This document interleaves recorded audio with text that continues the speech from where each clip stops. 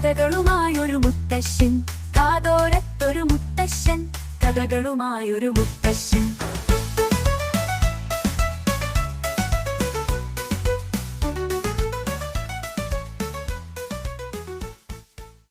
കഥ കഥേ കഥ കഥ. ഇന്ന് ഒരു മുല്ല നസ്രുദ്ദീൻ കഥയാണ് കേട്ടോ.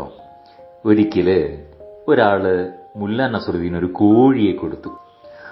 ആ കോഴിയെ കൊണ്ട് മുല്ല നല്ല സൂപ്പ് ഉണ്ടാക്കി കേട്ടോ. എന്നിട്ട് ആ കോഴിയെ തന്ന ആൾക്ക് ആ സൂപ്പിൽ നിന്ന് കുറച്ചെടുത്ത് കൊടുത്തു. അയാൾക്ക് വളരെ സന്തോഷമായി.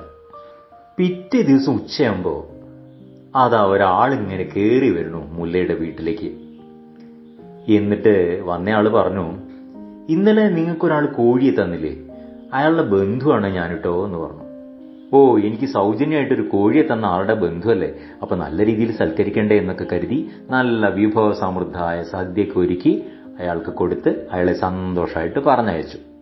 പിറ്റേ ദിവസം ഉച്ചയാകുമ്പോ അതാ വേറൊരാൾ വരുന്നു. വീട്ടിൽ വന്ന് കയറിയിട്ട് മുല്ലയോട് പറഞ്ഞു, നിങ്ങൾക്ക് ഒരാളൊരു കോഴിയെ തന്നില്ലേ, അയാളുടെ ബന്ധുവിന്റെ ബന്ധുവാണ് ഞാനിട്ടോ എന്ന് പറഞ്ഞു. ഓ, അങ്ങനെയാണോ, വരൂ ഇരിക്കൂ എന്നൊക്കെ പറഞ്ഞ് അയാൾക്കും മുല്ല നല്ല സദ്യയൊക്കെ ഒരുക്കി സന്തോഷാക്കി പറഞ്ഞയച്ചു. മൂന്നാമത്തെ ദിവസം ഉച്ചയാകുമ്പോ വേറൊരാൾ കയറി വരുന്നു. കയറി വന്ന ആള് പറഞ്ഞു, നിങ്ങൾക്കൊരാൾ കോഴിയെ സമ്മാനിച്ചില്ലേ, അയാളുടെ ബന്ധുവിന്റെ ബന്ധുവിന്റെ ബന്ധുവാണ് ഞാനിട്ടോ. ചേടാ, ഒരാളുടെ അടുത്തുനിന്ന് സൗജന്യമായിട്ടൊരു കോഴീനെ സ്വീകരിച്ചത് ഇത്ര വലിയ പൊല്ലാപ്പാവുമെന്ന് മുല്ല വിചാരിച്ചില്ല. എന്തായാലും സന്തോഷമായിട്ട് വന്നയാളെ ഉമ്മറത്ത് വിളിച്ചിരുത്തിയിട്ട് മുല്ല അകത്ത് പോയിട്ട് ഒരു ഗ്ലാസ്സിൽ എന്തോ നിറച്ച് കൊണ്ടുവന്നു. ഇതാ, ഈ സൂപ്പ് കുടിച്ചോളൂ. മുല്ല വന്നയാൾക്ക് നേരെ ഗ്ലാസ് നീട്ടി. അയാൾ മുല്ലയുടെ കയ്യിൽ നിന്ന് ഗ്ലാസ് വാങ്ങി ആർത്തിയോട് വായിലേക്ക് ഒഴിച്ചുട്ടോ.